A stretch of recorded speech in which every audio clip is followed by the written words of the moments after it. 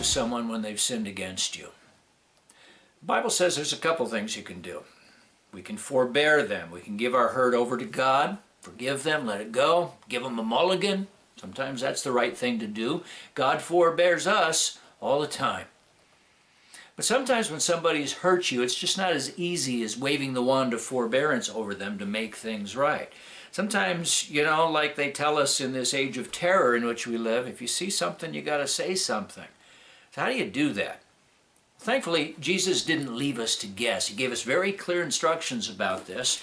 In Matthew 18, verse 15, Jesus says, if your brother sins against you, tell the whole world about it. No.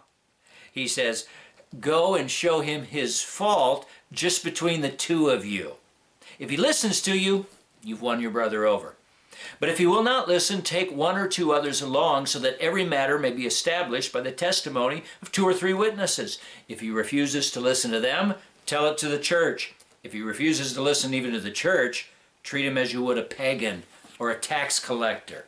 I want you to note the order here. This is as clear a training manual in the art of relationships as Jesus gives us. And he says that we're to go to them first privately, one-on-one. If that doesn't work, then we bring along a couple friends. If that doesn't work, now we go to the church. We talk to the leadership. We bring more people in on it. If I could just drill these 3 things into you, I would do it. If I could reach into the camera and shake you right now, I would do that. Can you feel me shaking you? Because there's been so much pain unleashed in church life and in family life because these 3 steps are not followed. Now I get it. There's some things Jesus says here that are counterintuitive. Like he says that we've got to go to them. That doesn't make sense when you first hear it. They're the ones who hurt us. They sinned against us. Why do we have to go to them? They should be coming to us. Well, because we're the ones that are simmering in resentment. We're the ones with the absence of peace. If we wait for them to come to us, we might be stuck in this dark place for a long, long time. So we got to go to them.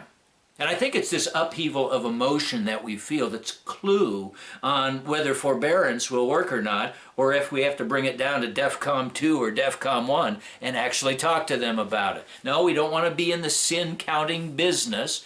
But if the other person's sinning doesn't stop, if by their behavior they keep hitting that bruise, well, it's time to talk about it. And not with our silence enable this behavior and allow it to continue. We're to speak the truth in love, the Bible says. And then the other thing Jesus says that doesn't quite seem right is he says we're supposed to keep it private first and go to them one-on-one. I mean, honestly, that's not how we usually play this. So often we get hurt, and what do? Our instinct is to tell everyone and anyone. Put it on Facebook, scream it from the mountaintops, or bring it up in our prayer group. Can I share a prayer request with the group tonight? We Christians are pretty clever about the way we can disguise our spite and gossip in this pious-sounding language. Why do we want to keep it private first? Well, think about it. I mean, first of all, it limits the damage. Remember that song, They'll Know We Are Christians by Our Love? And there's that great verse in there about how we'll guard each one's dignity and save each one's pride. If you do it Jesus' way, it allows that to happen. I mean, what if the person doesn't even know they've sinned against you? That is possible. It's so hard to see your own sin. It's like trying to see the end of your nose. Let's give them a shot to at least explain themselves. But what if you got it wrong? What if you don't have all your facts straight? What if you're the one who overreacted? By going one-on-one, quietly, privately, we limit the damage. We keep shrapnel from getting everywhere. When you're remodeling a room in your house, don't you like to kind of keep the mess confined to that one area? Keeping things private, one-on-one, also shows that you believe the best of the other person until it's proven otherwise to you. This also is usually the opposite of how we play it. How often does it occur? Somebody hurts us, and what do? We rehearse over and over again in our minds what a rotten, miserable scoundrel they were. And it builds up and builds up in our minds. And then at last we get together around a table and say, oh, they're not quite the spawn of Satan I thought they were. Oh, my bad. I feel dumb. If I could drill this into you as well, I would. In fact, say it after me. I will believe the best of the other person until it's absolutely proven to me otherwise. This needs to be a top shelf rule for your life. Don't make me reach through that camera again. Now, if proof is given and it turns out they indeed are the third cousin to Satan and they set out to hurt you and couldn't care less, what do you do then? Well, Jesus tells us. Now we up the ante. We go back to them a second time, but this time we bring along a couple friends. Why do we do that? Well, we're adding a layer of protection here. We're inserting accountability. We're trying to steer clear of that he said, she said scenario. The Bible says there's safety in a multitude of counselors. If you're a husband and wife and you're watching this and you're struggling right now and one-on-one isn't getting it done for you, I can't encourage you enough to seek out a marriage coach.